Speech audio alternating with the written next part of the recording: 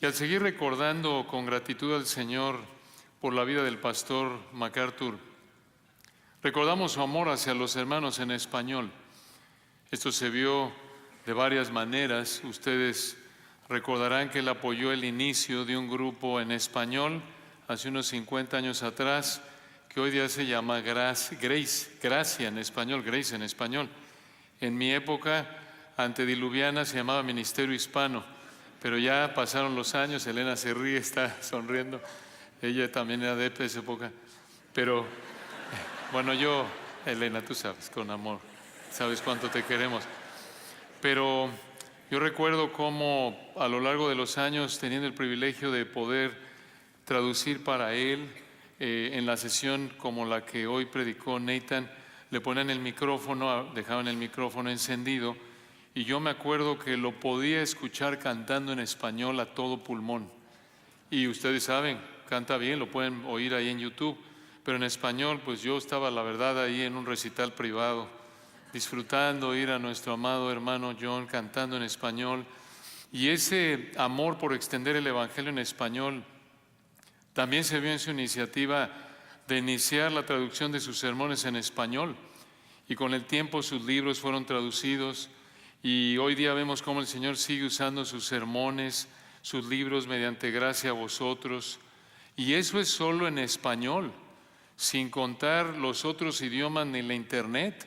Hasta donde sabemos, después del inglés, el idioma en el que hay más sermones y más libros del pastor MacArthur es el español. Incluso algunos de ustedes recordarán cuando el pastor MacArthur viajó y predicó en la tierra prometida de la República Dominicana, también en la madre patria de España, y como lo decía ayer nuestro querido Homero, en un lugar muy especial, la capital de la tierra de este lado del milenio, México. Y obviamente, hermanos, la verdad, la tierra que fluye tantas bendiciones, la tierra de Honduras, ahí también estuvo nuestro...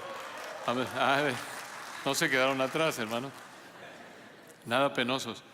Y hace unos años, cuando el pastor MacArthur era presidente de Master Seminary, Master, recuerden, abrió el programa en español, y hoy 30% de los alumnos son parte de ese programa. Y hoy Masters ofrece 2 maestrías acreditadas completamente en español, al mismo nivel académico que en inglés. Realmente, hermanos, somos el idioma consentido. No, en su gracia soberana, la verdad es que la respuesta correcta a tanto privilegio a través del ministerio del hermano MacArthur es reconocer que el Señor nos ha dado mucho y nos demandará mucho, porque al que mucho se le haya dado, más se le demandará. Y uno de los temas sobresalientes del ministerio del pastor MacArthur fue la doctrina de los últimos tiempos, incluyendo el reino milenial de Cristo. ¿Por qué habló de eso tanto? ¿Por qué le preocupaba tanto hablar de la escatología, como se llama en términos teológicos la doctrina de los últimos días o los últimos tiempos? ¿Por qué? Porque al interpretar de manera coherente la Escritura, esto es, de manera literal, gramático, histórica, reconociendo lenguaje figurado en todo lo que el Señor ha revelado de Génesis, Apocalipsis, buscando entender la intención del autor original, nuestro hermano MacArthur concluyó, con muchos otros hombres fieles a lo largo de la historia de la Iglesia, que siempre que la Escritura usa la palabra Israel, siempre se refiere a la nación de Israel, el Israel étnico. Y entender eso lo llevó a explicar que entender el lugar de Israel en el plan eterno de Dios es el cimiento para entender correctamente el plan de Dios para el futuro. Y al mantener esa interpretación coherente, al enseñar todo el consejo de Dios, el pastor MacArthur entendió que para que el Señor cumpla los pactos que le hizo a la nación de Israel, y para que el Señor cumpla las promesas que le hizo a la nación de Israel a lo largo del Antiguo Testamento, concluyó que el Señor Jesucristo regresará después de 7 años de juicios futuros en la tribulación para establecer su reino milenial. De hecho, El pastor MacArthur predicó una serie de 6 partes que ya está traducida y en proceso de producción, titulada ¿Por qué todo calvinista debe ser premilenialista? Algunos de ustedes lo escucharon o lo han oído ahí en internet seguramente. Inició con un sermón, una conferencia de pastores hace años, y lo expandió, profundizó y se convirtió en una serie de 6 sermones titulada ¿Por qué todo calvinista debe ser premilenialista? Y en la providencia del Señor me asignaron el tema del milenio. Y aunque confieso que me vi tentado a adaptar esa serie, darle crédito y predicarla en un sermón, no lo hice. Y orando y pensando en cómo servirles de la mejor manera posible en esta sesión, aterricé en un pasaje hermoso de Isaías, y es Isaías capítulo 33. Isaías capítulo 33. Leamos el texto para empezar. Isaías capítulo 33. Ay de ti que saqueas y nunca fuiste saqueado, que haces deslealtad, bien que nadie contra ti la hizo.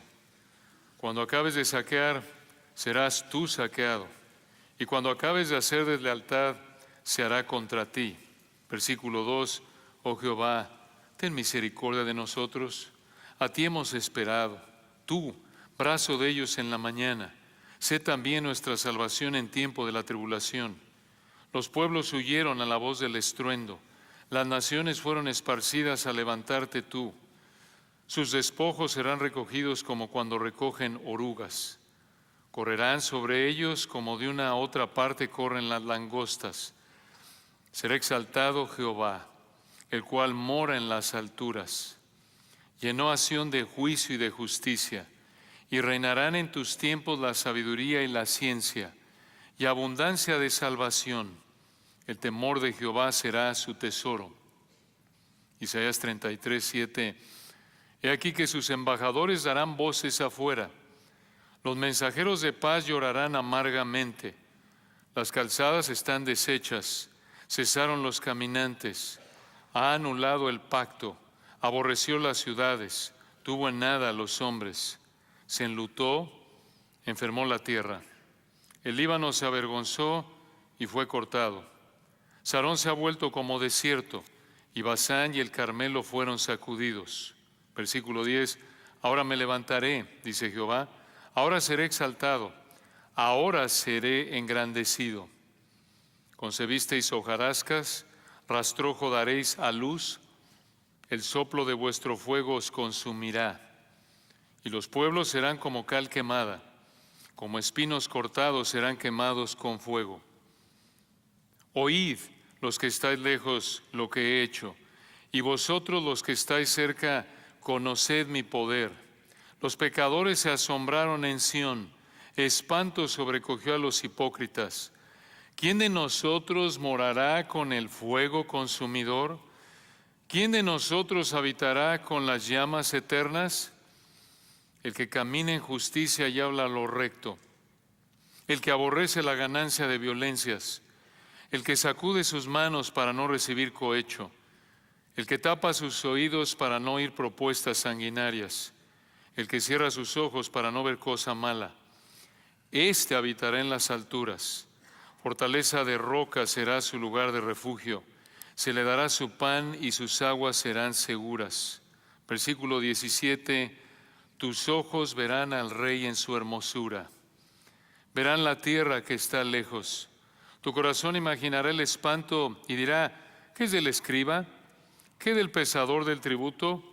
¿Qué del que pone en lista las casas más insignes?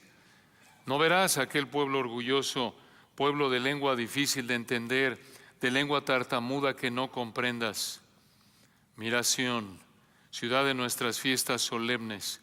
Tus ojos verán a Jerusalén, morada de quietud, tienda que no será desarmada, ni serán arrancadas sus estacas, ni ninguna de sus cuerdas será rota, porque ciertamente allí será Jehová para con nosotros fuerte, lugar de ríos, de arroyos muy anchos, por el cual no andará galera de remos, ni por él pasará gran nave, porque Jehová es nuestro juez, Jehová es nuestro legislador, Jehová es nuestro Rey, Él mismo nos salvará. Tus cuerdas se aflojaron, no afirmaron su mástil, ni entesaron la vela. Se repartirá entonces botín de muchos despojos. Los cojos arrebatarán el botín.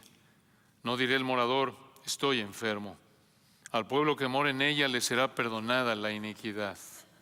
Un pasaje hermoso. Este capítulo es un ejemplo excelente de cómo un entendimiento correcto del reino milenial futuro del Señor aquí en la tierra nos motiva a confiar en el Señor en medio de nuestra aflicción presente aquí en la tierra. Ahora, como cualquier otro pasaje de la Escritura, para entenderlo y aplicarlo correctamente, necesitamos entender por qué el Espíritu Santo lo escribió mediante Isaías a los israelitas que lo escucharon por primera vez. Isaías capítulo 33 es parte de una sección que va del capítulo 28 al 33, 6 capítulos. Estos 6 capítulos han sido llamados el libro de los ayes, el libro de los ayes. ¿Por qué? Porque en estos 6 capítulos el Señor presenta 6 párrafos que comienzan con la palabra ay, griega, ay. En estos 6 capítulos el Señor se concentró en 2 temas proféticos primordiales. Número 1, el ataque de Asiria contra Israel, y número 2, el juicio final de Dios en el futuro. El ataque de Asiria contra Israel y el juicio final de Dios en el futuro. Y el Señor escribió acerca de estos 2 temas con la intención, escuchen, de que Israel dejara su pecado y confiara en Dios. Esa fue la intención del autor, por lo que podemos ver aquí en el texto, que Israel dejara su pecado y confiara en el Señor, y particularmente en este texto el énfasis se encuentra en confiar en el Señor, y por ello aquí en Isaías capítulo 33 vemos 2 acciones de Dios para que confíes en Él. 2 acciones de Dios para que confíes en Él. En primer lugar, vemos que Dios juzga, versículos 1 al 12. Y en segundo lugar, Dios reina, versículos 13 al 24. Dios juzga, Dios reina, y veamos la primera, versículos 1 al 12, Dios juzga. Dios juzga. Ahora, por ser el enfoque de este sermón el milenio, que está realmente primordialmente en el último punto, por razones de tiempo únicamente vamos a hacer algunos comentarios breves de los versículos 1 al 12 para entender los detalles del 13 al 24. Entonces vean el versículo 1, Isaías 33, 1. Aquí está ay, esa palabra, ay. Este es un lamento porque viene el juicio de Dios. Observen para quién es el ay aquí en el versículo 1. Versículo 1. Ay, lamento porque viene el juicio contra, vean el 1, contra ti, que saqueas y nunca fuiste saqueado, que haces deslealtad bien que nadie contra ti la hizo.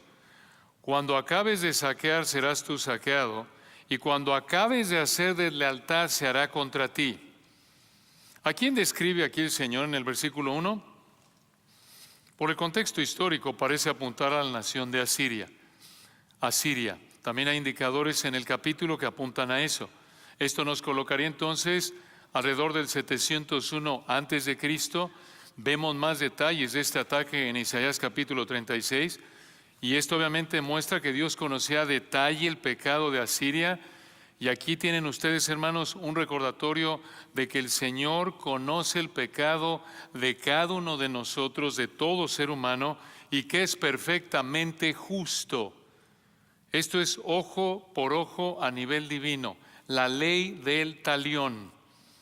Obviamente en Cristo, por su gracia, nos ha dado gracia, y nuestros pecados han sido juzgados en la cruz, y por eso para los que están en Cristo ninguna condenación hay, como dice Romanos 8:1. Ahora, aquí Asiria probablemente ya había sitiado los muros de la ciudad de Jerusalén. Recuerden que en esa época protegían las ciudades, en la época del Antiguo Testamento, con muros, y la ciudad de Jerusalén también tenía sus muros, como recuerdan la ciudad de Jericó allá en el libro de Josué. Entonces Asiria habría sitiado a Jerusalén. Esto significa que los tenían rodeados, nadie podía salir ni entrar. Esto lo hacían en esa época para forzar a la ciudad a rendirse. Y el versículo 1 debería haber animado a los israelitas que oyeron esto a confiar en Dios, porque Él destruiría a los asirios que los rodeaban. Pero la declaración de juicio contra Asiria en el versículo 1 motivó a orar a Isaías. Y vean que aquí en el versículo 2, Isaías le pidió al Señor que actuara, que liberara a Jerusalén del ataque asirio. Observen versículo 2, es una oración hermosa, podríamos, y los animamos a que la estudien ustedes a detalle, es hermosa. Vean el versículo 2, Isaías dijo: oh Jehová, es el nombre hermoso del Señor que destaca que Él es el Dios fiel, el Dios que guarda el pacto, el eterno, el que no depende de nadie y toda su creación depende de Él, que Él no cambia. Le dice, vean Isaías 33:2, aquí el profeta le pide al Señor, versículo 2, oh Jehová, de manera personal, ten misericordia. En hebreo, muéstranos gracia. A ti hemos esperado, en hebreo, te esperamos con expectativa. Y continúa, tú, brazo de ellos en la mañana. Una mejor traducción es, sé nuestro brazo cada mañana. Aquí el brazo de Dios, como en otras partes, simboliza su poder. Aquí Isaías le está pidiendo al Señor, Señor, tú, sé nuestro poder cada mañana. Y al final del 2, vean, sé también nuestra salvación en tiempo de la tribulación, de aflicción. Aquí Isaías está atribulado, está afligido, está sufriendo. Y observen que aquí le pidió al Señor gracia, confió en Él, le pidió fortaleza, liberación en la aflicción, en base a su fidelidad, porque Él es Jehová, el Dios que guarda el pacto. Esto nos da una idea, hermanos, de la seriedad de la situación. Isaías clamó al Señor para que lo salvara de Asiria. Y el Señor le respondió en el versículo 3, vean, al decir mediante Isaías que iba a actuar. Pero es muy importante que vean en el 1 y 2 la situación para entender correctamente lo que viene al final del capítulo.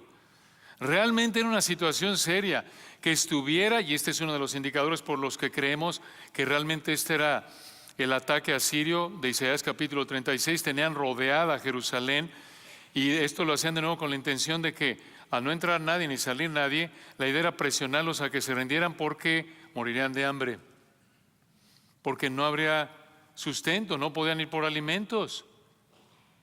Y vean versículo 3, el Señor respondió mediante Isaías 33:3, los pueblos huyeron a la voz del estruendo, las naciones fueron esparcidas al levantarte tú, sus despojos en el 4 serán recogidos como cuando recogen orugas, esto es insignificante, correrán sobre ellos como de una a otra parte corren las langostas, aterrados. Será exaltado Jehová, el cual mora en las alturas. Llenó a Sión, esta es Jerusalén, de juicio y de justicia. Y en el 6, reinarán en tus tiempos la sabiduría y la ciencia, y abundancia de salvación. El temor de Jehová será su tesoro, dándonos un vistazo de lo que viene al final del capítulo. En el 7, he aquí que sus embajadores darán voces afuera, los mensajeros de paz llorarán amargamente, aparentemente apuntando a que trataron de negociar algo con Asiria y no pudieron. Versículo 8, las calzadas están deshechas, cesaron los caminantes, ha anulado el pacto, aborreció las ciudades, tuvo en nada a los hombres. Parece que Asiria tenía un convenio con Jerusalén, lo violó. Versículo 9, se enlutó, enfermó la tierra, el Líbano se avergonzó y fue cortado. Sarón se ha vuelto como desierto, y Basán y el Carmelo fueron sacudidos. Ahora en el 10 me levantaré, dice Jehová, ahora seré exaltado, ahora seré engrandecido. Y esto es para Siria, versículo 11, concebisteis hojarascas, rastrojo daréis a luz, el soplo de vuestro fuego os consumirá. En el 12, y los pueblos serán como cal quemada, como espinos cortados serán quemados con fuego. Mostrando aquí el Señor que lo que haría con Asiria lo haría en el futuro con las naciones. Pero aquí la idea es que cuando los espinos cortados son quemados, se queman rápidamente. Es como cuando la hierba seca se está quemando, se quema de manera instantánea, rápida. El punto aquí es que Dios acabaría con los asirios, de manera total y rápida. Esto debería haber animado a la audiencia original de Isaías a confiar en Dios, porque el Señor les dijo, va a aplastar a Siria, aunque estaban amenazando a Jerusalén. Y hermanos, igual que con Asiria, el Señor conoce el pecado de todos y juzgará el pecado de todos, como ya lo dijimos, a su tiempo. A su tiempo. Esto nos debe motivar a confiar en Él, especialmente cuando ves la injusticia, la impunidad, la iniquidad en la que vivimos ahogados en este mundo que nos rodea. Vivimos como dice 2 de Pedro 3 de Lot, aquel justo, recuerdan, afligía su alma justa viendo y oyendo los hechos inicuos de los impíos en Sodoma. Entonces aquí en Isaías 33 vemos dos acciones de Dios para que confíes en Dios en primer lugar.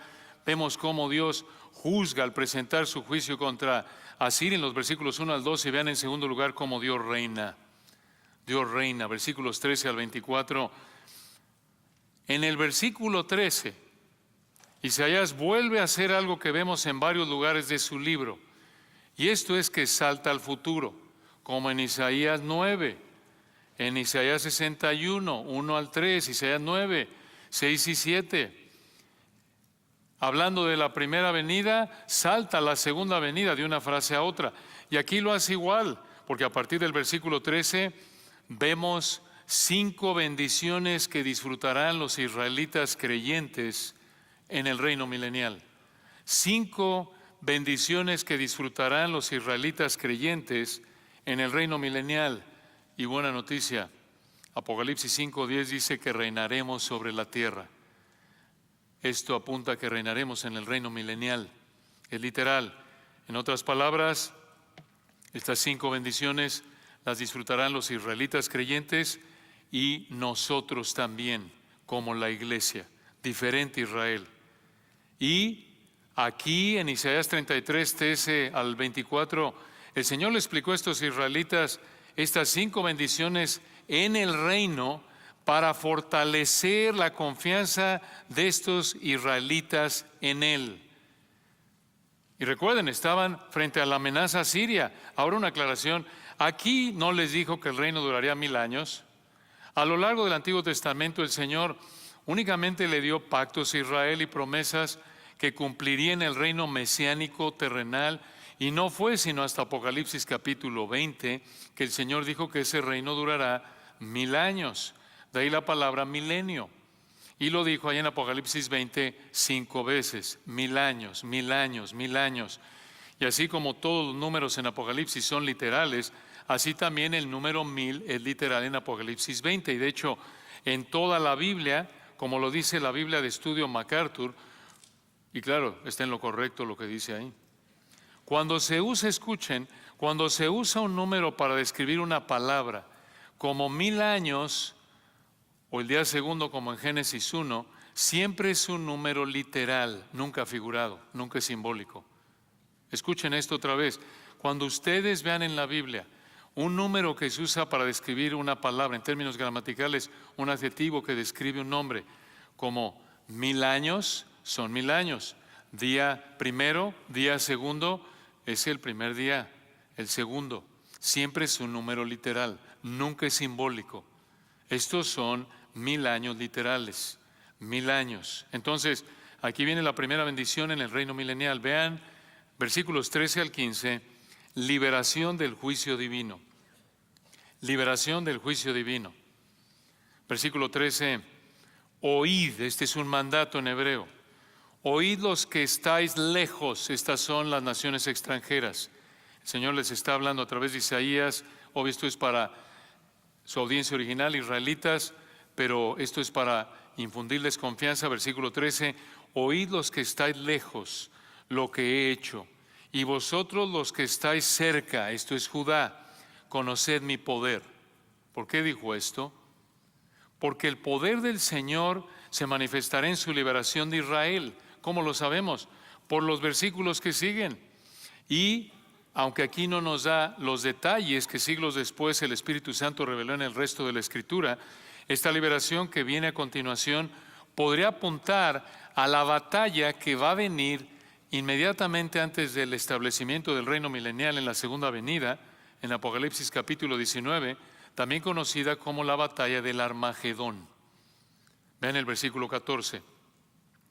Los pecadores se asombraron, en hebreo temblaron de miedo. Vean dónde. Los pecadores se asombraron en Sión. Sión es otro nombre para ¿qué ciudad? Jerusalén. Sigue el texto en el 14. Espanto, en hebreo temblor, sobrecogió a los hipócritas, o en hebreo impíos. Y escuchen estas dos preguntas al final del 14. ¿Quién de nosotros morará o habitará con el fuego consumidor? ¿Quién de nosotros habitará con las llamas eternas? ¡Qué preguntas! ¡Qué preguntas! Los israelitas escucharon esto por primera vez. Sabían que las frases el fuego consumidor y las llamas eternas se refieren ¿a quién? A Dios, a Jehová, al Señor. Esto lo sabemos porque en Deuteronomio 4:24, ahí desde la ley siglos antes de Isaías, en Deuteronomio 4:24, Dios le dijo a Israel: Jehová tu Dios es fuego consumidor. De hecho, recuerdan ustedes en Hebreos 12:28 y 29, el Espíritu Santo usa este título del Señor: nuestro Dios es fuego consumidor, para motivarnos a vivir con gratitud, con temor y reverencia en nuestro servicio al Señor. Pero aquí, hermanos, en Isaías 33:14, estos son títulos aterradores del Señor, hermanos. Véanlo de nuevo al final del 14. Fuego consumidor, llamas eternas. Estas dos frases describen a Dios como juez. Esto es aterrador. Obviamente son preguntas retóricas. Esto es, la respuesta nos la da la manera en la que es hecha la pregunta.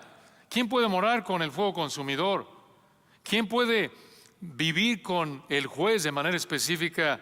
Vean la frase al final del 14, las llamas eternas apuntan al juicio de Dios en el infierno eterno. La frase llamas eternas apuntan al juicio eterno de Dios en el infierno. Y desde Isaías capítulo 1, este es uno de los temas recurrentes: tormento eterno, juicio de Dios en una eternidad de tormento. Entonces los versículos 13 y 14 dicen que los pecadores tiemblan de miedo cuando conocen el poder del juez. Entonces, ¿cuál es la pregunta ahí? Versículo 14, ¿quién de nosotros, preguntaban estos israelitas, morará con el fuego consumidor? ¿Quién de nosotros habitará con las llamas eternas? El versículo 15 nos da la respuesta en una frase: el creyente genuino. El creyente genuino. Por implicación, la persona quien ha transformado por gracia el Espíritu Santo, el que tiene fe genuina, y esa fe genuina, esa transformación, se manifiesta en una vida de obediencia, como lo describe el versículo 15. De hecho, los versículos 14 y 15 habrían sido un llamado implícito al arrepentimiento para los primeros israelitas que oyeron esto. Sabemos que el versículo 15 no enseña que la persona que hace estas obras buenas evite el juicio de Dios. Esto lo sabemos porque Isaías explica que Dios perdona al que viene a Él en arrepentimiento y fe en base a la vida, muerte y resurrección del siervo sufriente. Esto lo vemos en Isaías 1, ¿recuerdan? Venid, estemos a cuentas. Si vuestros pecados fueran rojos, serán como blanca lana. Isaías 55, deje limpio su camino y el hombre inicuo sus pensamientos, y vuelvas a Jehová. Isaías 55, el cual tendrá de él misericordia. 53, porque él llevó nuestros pecados, fue molido por nuestras transgresiones. Esto es igual para ti y para mí en este día. Si tú no conoces a Cristo aún, vas a enfrentar la totalidad de la furia del Dios que es fuego consumidor. Y la única manera de evitar eso y de vivir con el Dios que es fuego consumidor es a través de la fe arrepentida únicamente en el fuego consumidor encarnado, que vivió una vida perfecta y murió en la cruz para llevar la eternidad de tormento que merecemos todos los que creemos en Él, y el Padre quedó satisfecho con ese sacrificio y vida perfectas y por eso lo resucitó al tercer día. Ahora, aquí en el versículo 15, vean hermanos, este es un texto hermoso. Vemos una descripción entonces de un creyente genuino y conforme escuchamos brevemente la explicación del versículo 15, examinémonos. Si somos creyentes genuinos, esto debe caracterizar nuestra vida. Desde el punto de vista de Efesios 2:10, el versículo 15 es una muestra de las buenas obras que Dios preparó de antemano para que anduviésemos en ellas. Y vean aquí en el versículo 15, hay 6 frases que describen la virtud de un creyente genuino como la constante en su vida. 6 frases que describen la dirección, no perfección, como decía el hermano MacArthur. Aquí tienen 6 frases que describen la dirección de la vida de un creyente genuino. En primer lugar, vean, el creyente genuino es, versículo 15, el que camina en justicia. Esto es, camina en rectitud, en obediencia a Dios. Esto se refiere a una conducta obediente a la ley de Dios, a la palabra de Dios. En segundo lugar, 2:6, versículo 15, y habla lo recto. Esto es, habla la verdad. En otras palabras, como constante en su vida, no miente. En tercer lugar, el creyente genuino, versículo 15, es el que aborrece la ganancia de violencias o de extorsión u opresión. Esto es, presionar a la gente para que haga algo que produce dinero. Observen que no solo evita ganar dinero al dañar a otros, sino que lo aborrece. Esto es, internamente lo desprecia. Esto muestra deseos santos. Esto muestra regeneración genuina. Esto es Romanos 7. Lo que hago no lo entiendo, sino lo que aborrezco, eso hago. 4:6, vean, siguiente frase, versículo 15, el creyente genuino es el que sacude sus manos para no recibir cohecho, o en hebreo soborno. Este hombre no recibe dinero para alterar la verdad, no recibe dinero para devolverle ilegalmente el favor al que le dio dinero. Observen, hermanos, que estas 2 últimas frases muestran que no ama el dinero. Donde está vuestro tesoro, allí estará también vuestro corazón. La manera en la que ves y usas el dinero revela la condición espiritual de tu corazón, y aquí lo volvemos a ver. 5:6, versículo 15, el creyente genuino es, escuchen, el que tapa sus oídos para no oír propuestas sanguinarias.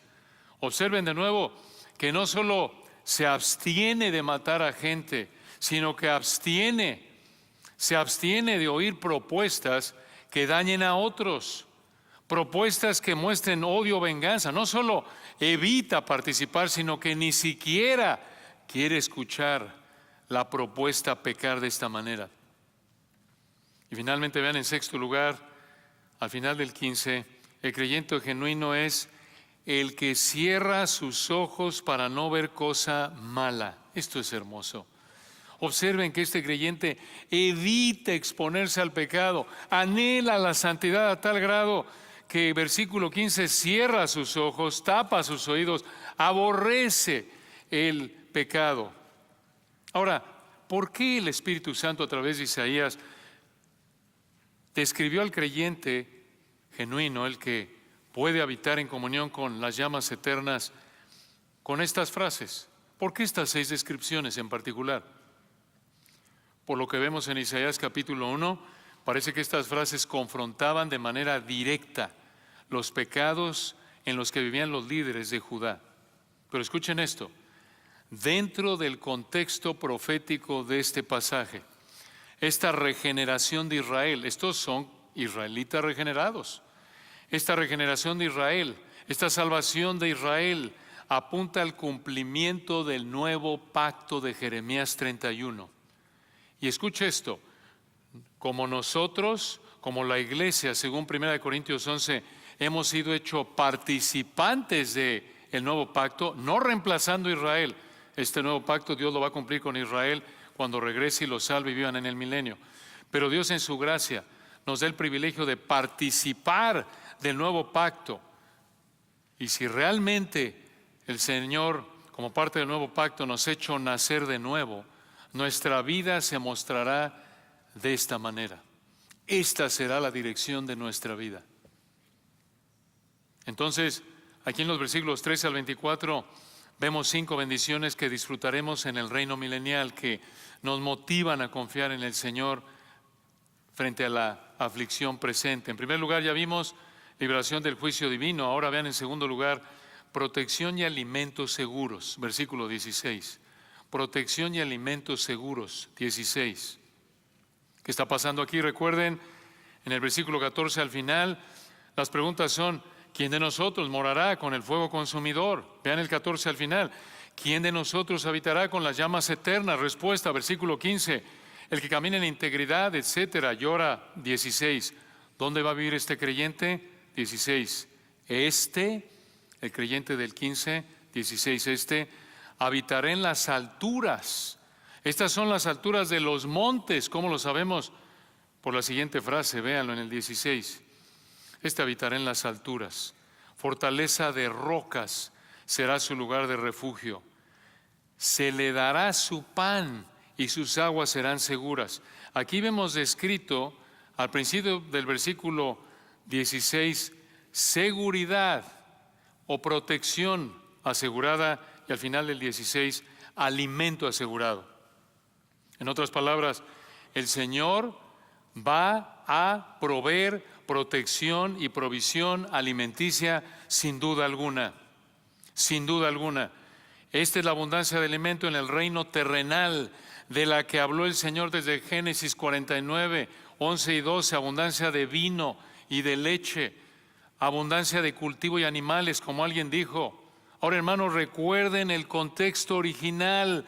Esto es clave para entender correctamente esto, que armoniza con el resto de la Escritura en términos del reino milenial, terrenal, aquí, literal. Escuchen, aquí, con la amenaza de tener una escasez de alimentos y crimen debido al ataque asirio. Recuerden, cuando los israelitas oyen esto, están rodeados por Asiria. Están preocupados porque no tienen seguridad, se van a quedar sin comer. Y debido a esa presión, el Señor usó la ocasión para prometerles aquí protección y alimentos en el reino futuro. Esto debería haberlos motivado a confiar en el Señor. Hermanos, esto no es carnal. Esto es lo que dice la Escritura. Disfrutar de las bendiciones físicas del Señor refleja su bondad, hoy y en el milenio. No debemos pensar que es pecaminoso el placer físico disfrutado en santidad. Escuche esto, pensar que el placer físico disfrutado en obediencia al Señor es pecaminoso es pensar de manera equivocada. Como los falsos maestros de 1 Timoteo 4, que mandaban abstenerse de ciertos alimentos y del matrimonio pensando que eso les ganaba favor ante Dios. O como las ideas falsas de Colosenses capítulo 2, que presentaban como algo espiritual el no disfrutar de placeres físicos no pecaminosos. Y además, hermanos, recuerden algo, así como el cielo es un lugar físico en donde viviremos con cuerpos físicos de resurrección como el de nuestro Señor, así también el milenio será un lugar físico. Esto es hermoso. Estamos tan acostumbrados a vivir con crimen y con problemas económicos. Y escuchen, ningún gobernante humano puede acabar con el crimen y la pobreza. Solo uno, el Rey de Reyes. Y lo hará después de que regrese y esté reinando aquí en la tierra en el milenio, y cumplirá esta promesa para Israel, y cada uno de los que somos cristianos lo viviremos. Entonces, aquí en Isaías 33, 13 al 24, vemos 5 bendiciones que disfrutaremos en el reino milenial para motivarte a confiar en el Señor. Vamos a disfrutar de liberación del juicio divino, protección y alimentos seguros, y esta es la mejor de todas. Esta es la cereza de la cereza del pastel. Versículo 17, ver al Rey en su trono. Esto es hermoso, este versículo es para memorizarse, enmarcarse, esto es hermoso.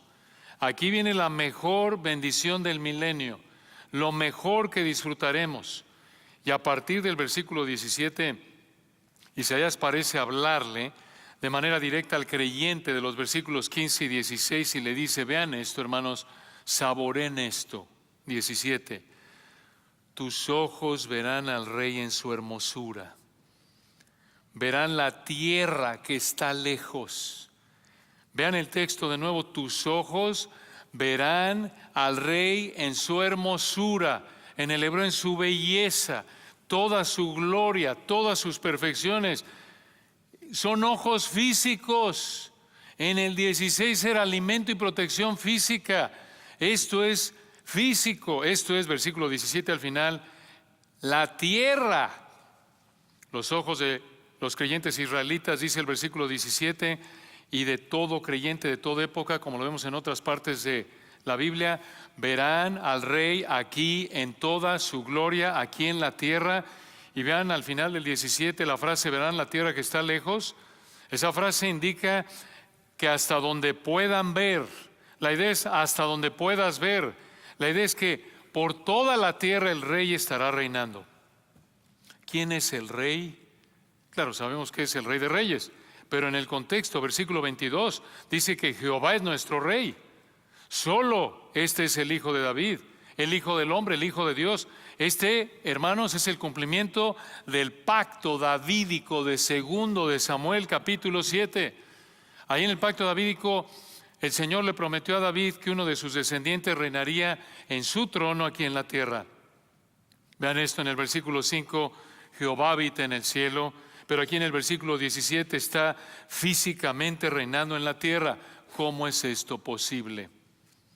Esto implica la encarnación y lo que podríamos llamar la coronación cuando regrese a reinar corporalmente. ¿Cuándo? Cuando reine aquí en el milenio. Después de que regrese.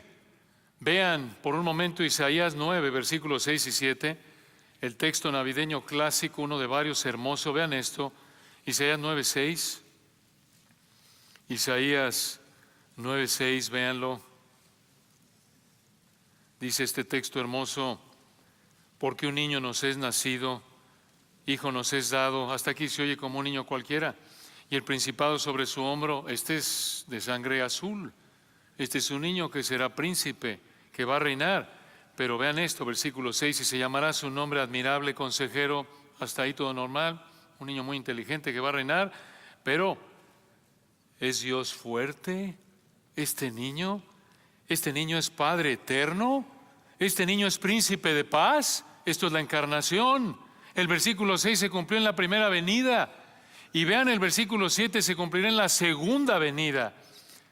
Lo dilatado de su imperio y la paz no tendrán límite sobre el trono de David y sobre su reino, disponiéndolo y confirmándolo en juicio y en justicia desde ahora y para siempre. El cielo de Jehová de los ejércitos hará esto. Hermanos, como decía el pastor MacArthur en esta serie de 6 sermones de por qué un calvinista debe ser un premilenialista, no puedes hacer esto espiritual. No te puedes atrever a ir a predicar el evangelio a un israelita y decirle que todas las promesas del reino terrenal son espirituales. No puedes hacer eso. El Señor no está reinando, no ha reinado. Cuando vino la primera vez a lo suyo vino y los suyos ¿qué? No le recibieron. Esto es físico y lo vemos a lo largo de la Escritura. Como decía también el pastor MacArthur, perdón, ya, lo siento, estoy aquí ya adaptando algo, pero bueno, le doy crédito para que abra su apetito. Hermanos, tenemos que ser honestos con el texto. Tenemos que ser honestos con el texto. Ya se me olvidó lo que iba a decir porque no tenía en mis notas, pero si me acuerdo ahorita se los digo. Ya estaban listos. Una palabra brillante del pastor MacArthur que olvidé. Bueno, esperamos que me acuerde. Esperamos que me acuerde. Escuchen, hermanos, como alguien dijo, como lo vemos en toda la Escritura, el cumplimiento literal de tantas profecías de la primera venida garantiza el cumplimiento de tantas profecías en la segunda venida. Qué privilegio, hermanos. Versículo 17, véanlo de nuevo, Isaías 33, 17. Tus ojos verán al Rey en su hermosura, verán la tierra que está lejos. Esto es físico, literal, aquí en la tierra. Y esto nos lleva, hermanos, no solo a que disfrutaremos de liberación del juicio divino en primer lugar, y de protección y alimentos seguros en segundo lugar, y de ver al Rey en su trono, sino también en tercer lugar y en cuarto lugar de seguridad. Seguridad, versículos 18 al 23, véanlo. Aquí en Isaías 33, 18, Isaías menciona personas relacionadas con la opresión de los enemigos contra los israelitas. Versículo 18, hablándole este israelita regenerado que vivirá en el milenio para animar de nuevo a estos israelitas que oyeron esto por primera vez a que se arrepintieran y confiaran en el Señor. Versículo 18, tu corazón imaginará el espanto y dirá, ¿qué es del escriba? ¿Qué del pesador del tributo? ¿Qué del que pone en lista las casas más insignes? Parece que este hombre al final del 18 planeaba o exploraba para diseñar un plan de batalla.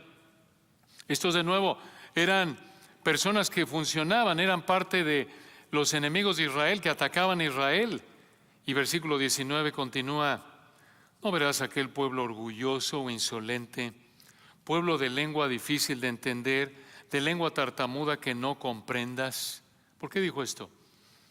Porque aquí en los versículos 18 y 19, el Señor les dijo que en el reino futuro, nunca más los israelitas vivirán los temores y aflicciones de sus enemigos.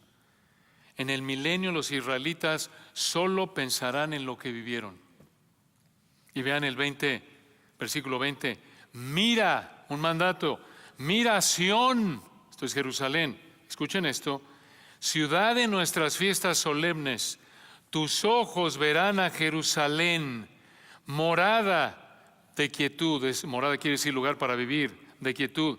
Continúa el texto en el 20 al final, tienda que no será desarmada, ni serán arrancadas sus estacas, ni ninguna de sus cuerdas será rota. Observen, hermanos, que los mismos ojos que verán al Rey aquí en la tierra, en el versículo 17, son los mismos ojos que verán a Jerusalén en el 20. Esto es aquí en la tierra, no en el cielo. Y la idea del 20 es esta: Jerusalén disfrutará de las fiestas de la ley, paz, seguridad de manera permanente. Dice alguno de ustedes, no que el nuevo pacto reemplazó al antiguo, no que el Señor cumplió el antiguo pacto, es correcto, pero esto se va a celebrar como conmemoración, en memoria, celebrando el sacrificio de nuestro Señor, como celebramos la cena del Señor. Esto se celebrará en el templo milenial descrito en Ezequiel capítulos 40 al 48. Y aquí tienen ustedes el cumplimiento del pacto sacerdotal de Números capítulo 25. Vean, hermanos, la perfección de la mente del Señor y su palabra. Todo está entretejido. Cómo se relacionan estas verdades y convergen en el reino milenial. Pero ¿por qué podrá adorar Israel al Señor en Jerusalén, aquí en la tierra? Porque Dios la protegerá. ¿Dónde dice eso? Versículo 21. Porque ciertamente allí será Jehová para con nosotros fuerte, lugar de ríos, de arroyos muy anchos, por el cual no andará galera de remos, ni por él pasará gran nave. La idea es que Jerusalén estará segura y tendrá ríos y arroyos muy anchos. Por lo que vemos en Ezequiel 47, Dios hará que en la tierra de Israel haya ríos que no existen en la actualidad, y esto encaja con el terremoto mundial que el Señor causará en la segunda venida, según Zacarías 14, 4. Ese terremoto hará que hayan ríos donde hoy día no hay, y después de su regreso a la tierra, el Señor establecerá su reino milenial, pero ya para el reino milenial, escuchen, la superficie de la tierra será diferente a la de la actualidad. Y de esta manera, como dice aquí Isaías 33, 21, Dios hará posible que Jerusalén tenga estos ríos y arroyos muy anchos. Escuchen, hermanos, esto es glorioso, que Israel esté en la tierra y disfrute de tanta bendición. Será el cumplimiento de la promesa del pacto abrámico de Génesis 12. Tierra, nación, bendición.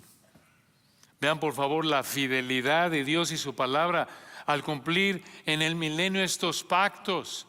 El pacto abrámico, el pacto sacerdotal, el pacto davídico y el nuevo pacto.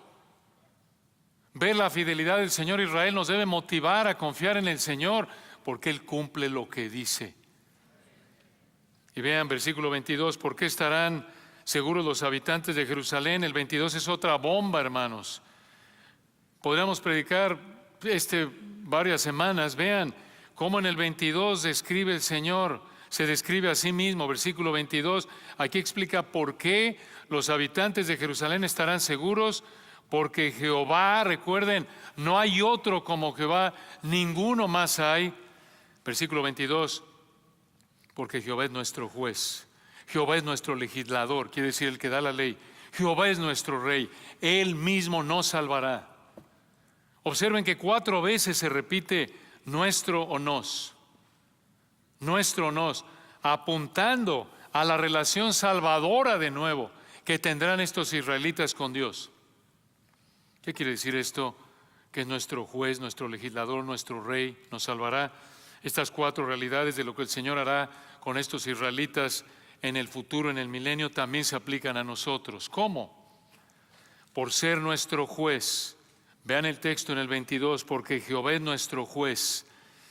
Por ser nuestro juez nos ha declarado inocentes, únicamente en base a los méritos de Cristo.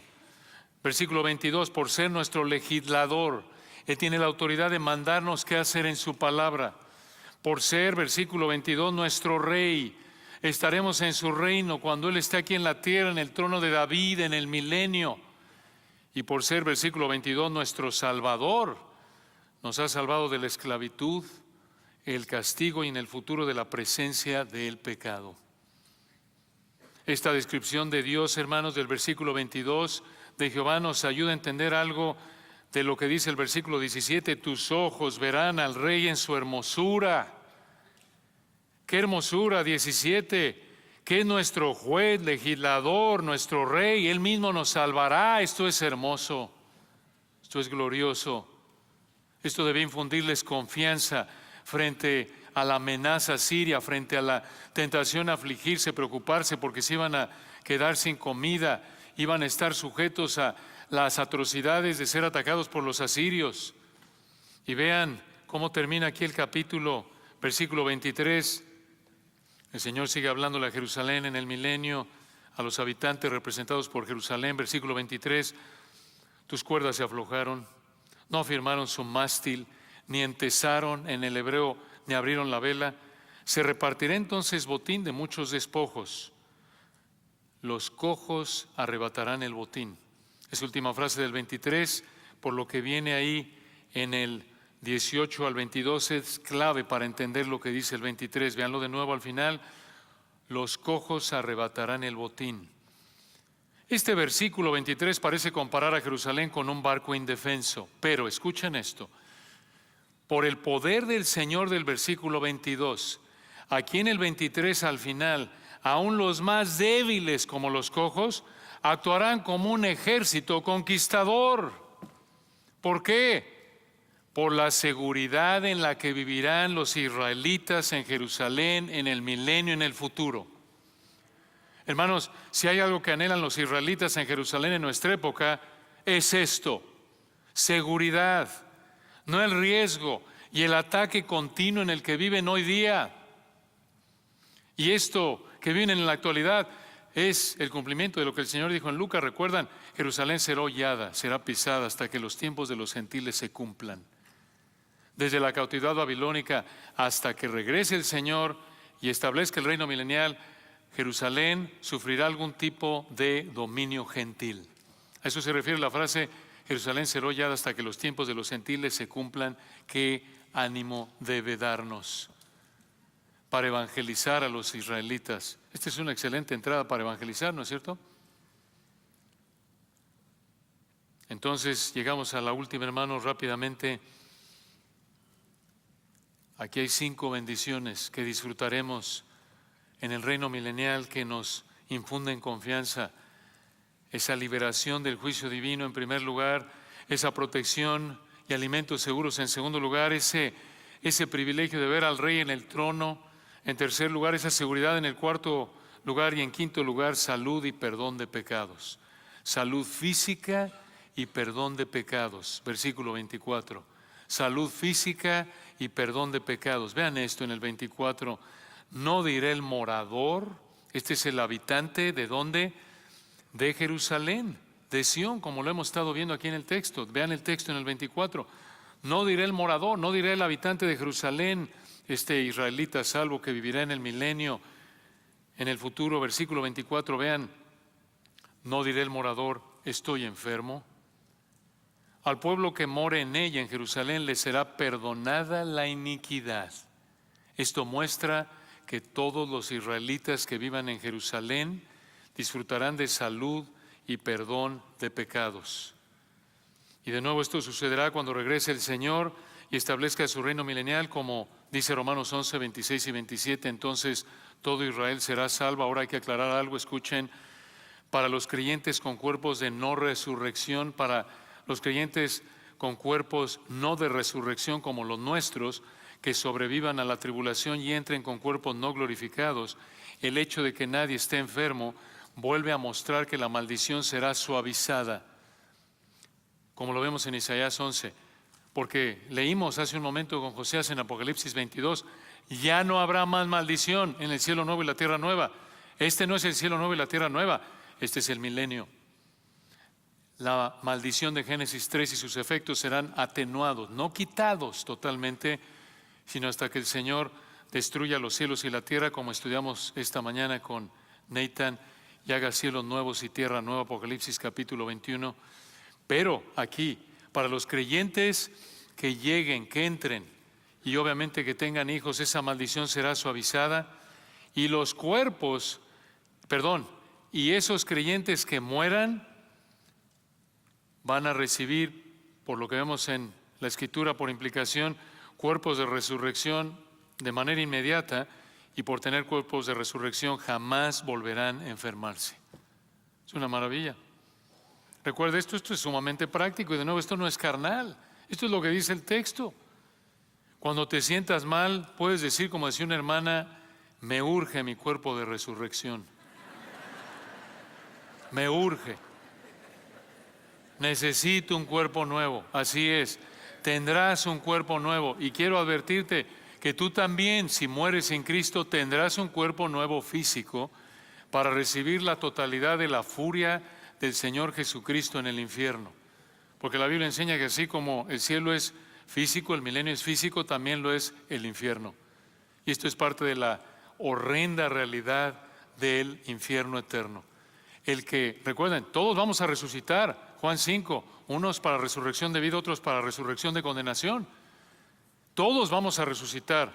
Los que mueran sin Cristo, los que mueran en Cristo, pero los que mueran sin Cristo recibirán un cuerpo especial, apto, un cuerpo físico literal, para recibir la totalidad de la furia de Dios en el infierno que Dios les debe y que ellos merecen. Esto es horrendo, esto nos debe motivar a seguir orando, predicando, evangelizando, pero otra vez el énfasis del texto es motivar a la confianza, al consuelo. Tendremos cuerpos nuevos, no se enfermarán, un cuerpo con el cual veremos al Rey en su hermosura, como dice el versículo 17, reinando desde Jerusalén aquí en la tierra, después de que regrese y reine en el trono de David, en el reino milenial. Por eso, hermanos, la enfermedad, la muerte, el crimen, la inseguridad, las dificultades económicas, la injusticia en el trabajo, en el gobierno, los problemas en la iglesia, los problemas en la familia, la lucha contra el pecado en la que vivimos diario, se acabarán cuando el Señor regrese y nos haya dado cuerpos de resurrección, y nuestro juez, nuestro rey, nuestro salvador, nuestro redentor se sienta en el trono de David aquí en la tierra, en el reino milenial.